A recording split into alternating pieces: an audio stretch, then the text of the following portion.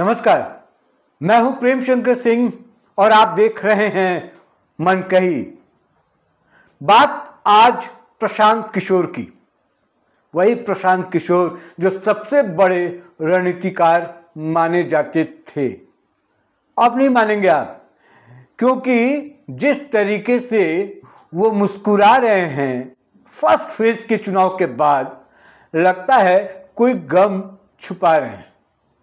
क्यों? मैं बताता हूं आपको। जो उन्होंने गणित लगाई है वो गणित कैसे फेल होने वाली। उनको यह लगता है कि फर्स्ट फेज में जो बम्पर वोटिंग हुई है वो वोटिंग जन सुराज के लिए हुई, जबकि मैं कहता हूं कि ये वोटिंग जो हुई है वो एनडीए के लिए हुई। और ये मैं ही नहीं कह रहा हूं, तमाम जितने भी राजनीतिक पंडित हैं जो बिहार के चुनाव को कवर कर रहे हैं, जो बिहार की राजनीति को समझते हैं, सबों का ये कहना है कि इस बार जो वोटिंग हुई है वो विकास को लेकर हुई और उसमें भी ज्यादा भागीदारी जो है वो महिलाओं की या तो फिर युवाओं की रही है। अभी तो आंकड़े धीरे धीरे छन छन के निकल रहे हैं। अभी तो ओवरऑल परसेंटेज आपको पता चल रहा है कि 65% के आसपास वोटिंग हुई है फर्स्ट फेज में। लेकिन कौन कहां गया, कैसे गया, किस परिस्थिति में गया, किस इलाके में गया, किस तबके के लोग, किस धर्म के लोग, किस जाति के लोग, ये तो सब अभी रिसर्च के दायरे में है। लेकिन इस बीच कहते हैं ना, अपना अपना मौका, अपना अपना फायदा और अपने अपने पॉइंट्स सभी लोग निकाल लेते हैं। तो भाई सेकंड फेज का चुनाव अभी बाकी है।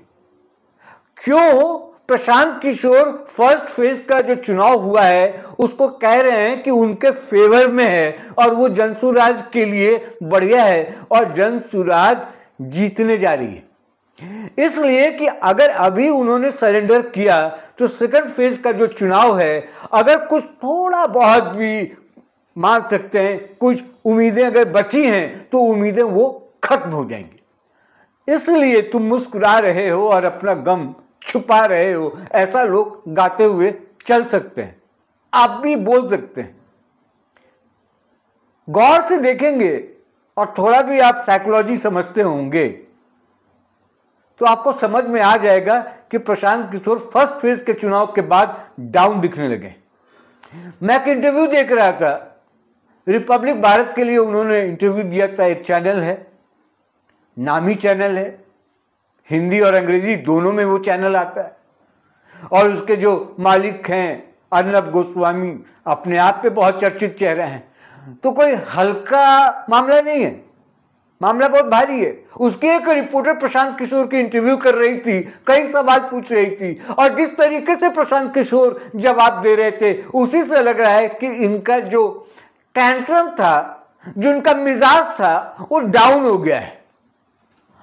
अब वो जोश नहीं दिखाई पड़ रहा था और जिस तरीके से वो रिपोर्टर एंकर को काउंटर करते हुए दिखते थे फर्स्ट फेज के चुनाव के पहले तक, वो नहीं दिखाई पड़ा। हर जवाब उन्होंने बड़े शालीनता से दिया, सवालों को सुना, जो लगता था कि मुनासिब है उसको जवाब देते थे काउंटर सवाल पर, फिर बड़ा ही प्यार से जवाब देते थे जैसे कि देना चाहिए। पहले भी उनको यही करना चाहिए था, लेकिन उनको यह लगा कि वो क्रांति करने वाले हैं बिहार में और क्रांति कर देंगे। वो हो नहीं पाया। सेकंड फेज के बाद और चीजें साफ हो जाएंगी जिस दिन एग्जिट पोल होगा, यानी कि 11 तारीख को शाम 5 बजे से एग्जिट पोल हर चैनल पर हर एजेंसी दिखाने लगेंगी और 6-7 बजे के बाद रुझान भी आपको मिलने लगेंगे और यही एग्जिट पोल के रुझान आपको बताएंगे कि 14 तारीख को नतीजे क्या आने वाले और उस नतीजे में एनडीए को कैसे एज मिल रहा है ये भी आपको दिखेगा। इसके पीछे तर्क है। मैं ऐसे हवा में बातें नहीं कर रहा। एनडीए क्यों लीडिंग पोजीशन पर है और क्यों महागठबंधन पीछे है और जन सुराज तो कहीं है ही नहीं। मुकाबला इसी 2 महागठबंधन में होना है। आप थोड़ा सा ध्यान देंगे तो आपको समझ में आएगा कि किस तरह की बौखलाहट तेजस्वी यादव में भी देखी गई। अंतिम समय तक, चुनाव के 1-2 दिन पहले तक अगर यह अनाउंसमेंट आपको करना पड़ रहा है कि अगर उनके गठबंधन को आप चुनाव जिताते हैं तो 14 तारीख को महिलाओं के खाते में 30,000 रुपया सीधे चला जाएगा। यानी कि उनको इस बात का डर है कि एनडीए ने जो 10,000 जमा कराए हैं खाते में महिलाओं के, उसका इंपैक्ट बहुत भारी पड़ा है। समझ गए? बस छोटी सी गणित है। ये 10,000 बनाम 30,000 करने में इनको वक्त लग गया, ये समझ नहीं पाए। अब देखिए भाई, इसमें तो बेचारगी भी दिखती है तेजस्वी यादव, क्योंकि वो एक अकेला आदमी, बच्चा, पूरे एनडीए के कुनबा से लड़ाई लड़ रहा है, तो थोड़ी हमदर्दी तो होनी चाहिए। मेरी भी हमदर्दी है तेजस्वी यादव के साथ। और जो आसपास के लोग उनके हैं, तेज प्रताप के शब्दों में कहे जयचंद, जो जयचंद उन्होंने पाल रखे हैं, वो भी तो सही सलाह नहीं देते हैं। बोलते जाओ, जो मन में आप बयान दे दो, अपना क्या जाता, लेकिन कोई रोड मैप नहीं, कुछ नहीं। अच्छा, दूसरी बात है, ये जो बार बार सवाल ये नहीं है कि नौवीं फेल जो कहते हैं, ये नौवीं फेल वाला जो एक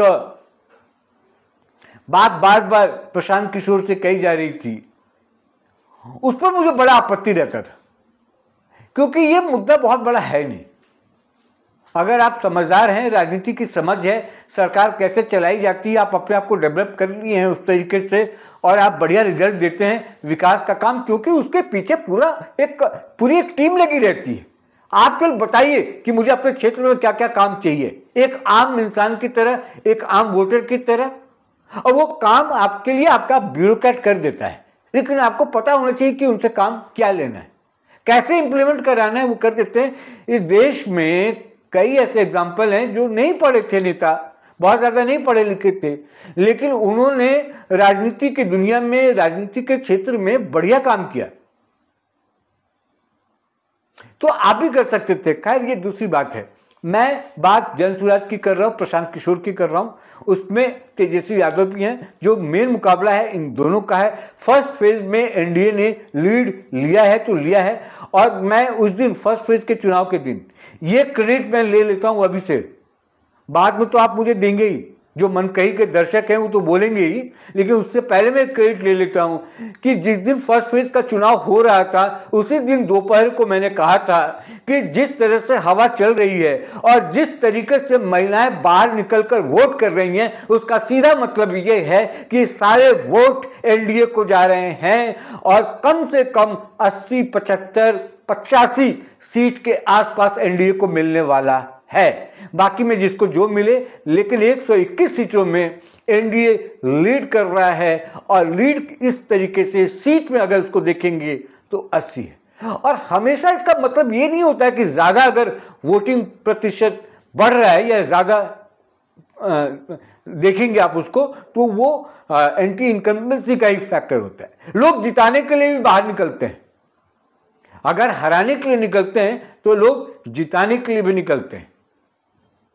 जंगल राज के खिलाफ आरजेडी का जो सरकार चलाने का जो तरीका है, उस दौर के जितने भी लोग हैं वो कम से कम वोट नहीं करने वाले। और सबसे बड़ा मुद्दा जो एक धोखा हुआ है मुसलमानों के साथ, ये ध्यान रखिएगा बार बार, डिप्टी सीएम का नाम इन्होंने मुसलमानों का कोई क्यों नहीं दिया। आप माइल समीकरण पर चुनाव लड़ते हैं, आपने 14% होते हुए आपने अपने आप को सीएम बना दिया, 2.5-3% वाले को आपने डिप्टी सीएम बना दिया, और जो 18% मुसलमान है जिसकी राजनीति आप करते हैं, जिसके आप रहनुमा बनते हैं, उसको आपने डिप्टी सीएम बनाने से आप कतरा रहे हैं। कैसी मजबूरी है, क्यों धोखा दे रहे हैं? एक कांग्रेस ने धोखा दिया, एक समाजवादी पार्टी धोखा देती है उत्तर प्रदेश में मुसलमानों के नाम पर, एक आरजेडी धोखा देती है मुसलमानों के नाम पर, बीजेपी का डर दिखाकर, और जो भी उसके लीगल कानून मैं कहूँगा जो लीगल राइट्स है ना वो भी आप नहीं देते हैं पार्टी के भीतर। और जाइए जो स्थानीय लोग हैं बिहार में, ये मैं नहीं कह रहा, ये आम लोग कहते हैं। और यही वजह है कि 20 साल से नीतीश कुमार बने हुए हैं।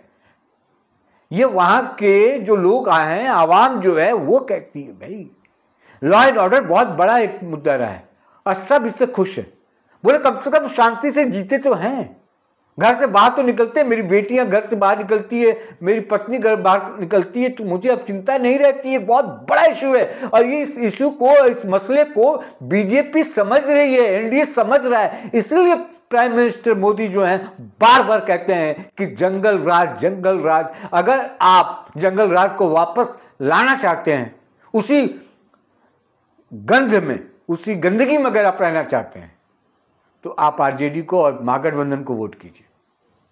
खैर, मुद्दा यह था कि फर्स्ट फेज के चुनाव को लेकर जन सुराज कहीं नहीं है, जन सुराज खत्म होने वाली है। युवाओं का कुछ वोट जरूर पड़ा होगा, वो वोट किसी को हराने और जिताने के लिए भले हो सकता है, लेकिन खुद जन सुराज जीतने वाली नहीं है। और कुछ नहीं करना है इसके बारे में, मत मेरी बात सुनिए, मत किसी और पॉलिटिकल पंडित की बात सुनिए, राजनीतिक विश्लेषक की बात सुनिए, चैनल्स, मीडिया, सबको भूल जाइए। आप बस पिछले 2-3 दिनों में, जब से 6 तारीख के बाद 8 तारीख है, और तब से ये जो मीडिया में आके इंटरव्यू दे रहे हैं प्रशांत किशोर, उनका बॉडी लैंग्वेज देखिए, उनका चेहरा देखिए, उनका बोलने का तरीका देख लीजिए, आपको समझ में आ जाएगा कि फर्स्ट फेज में हुआ क्या है। ये मुझे बताना था कि बस उनकी मुस्कुराहट पर मत जाइए। वो ज़्यादा इसलिए मुस्कुराते हैं क्योंकि दर्द बहुत है सीने में, और उनको पता है, क्योंकि रणनीतिकार रहे हैं, तो उनको अंदाजा है कि इस चुनाव में उनके साथ क्या होने जा रहा है। बस अपनी टीम का मनोबल बनाए रखना चाहते हैं। परिवार जो होता है ना, वो परिवार के मुखिया जो होते हैं, वो उस मुखिया की जिम्मेदारी होती है कि अंतिम समय तक मोराल बनाए रखना है। जब तक आप हार के चले न आए, जब तक आप ठोका न जाए, तब तक मोराल हाई रखा है जनसुराज में प्रशांत किशोर ने, और यही होने वाला है। तो कुल मिलाकर अगर मैं इसको कंक्लूड करूं तो first phase NDA number 1 seat जो मैं कह रहा हूं उसके ऊपर नीचे कुछ भी हो सकता है, और दूसरे नंबर पर महागठबंधन ही है। बाकी वहां कोई पार्टियां बचती ही नहीं है। 5 पार्टी महागठबंधन के साथ, बाकी जो पार्टियां 5 पार्टी एनडीए के साथ, माफ कीजिएगा, बाकी पार्टियां जो हैं वो महागठबंधन के साथ। एक जन सुराज आई है, बाकी सिया बलिराम चंद्र की जय। इस वीडियो में इतना ही। जिन लोगों ने अभी तक मनकही को सब्सक्राइब नहीं किया, सब्सक्राइब कर लीजिए, आपसे रिक्वेस्ट है, अनुरोध है। फिर किसी और मुद्दे के साथ मुलाकात होगी आपसे। मनकही आप देखते रहिए, शेयर करते रहिए, इसको लाइक करते रहिए। और जो मैंने बात कही है, आप थोड़ा सा भी इससे इत्तेफाक रखते हैं, लगता है कि मैं सही कह रहा हूं, और नहीं भी लगता है तो भी कमेंट बॉक्स में जाकर अपनी बात रखिए। कमेंट बॉक्स पर कमेंट लिखिए। नमस्कार।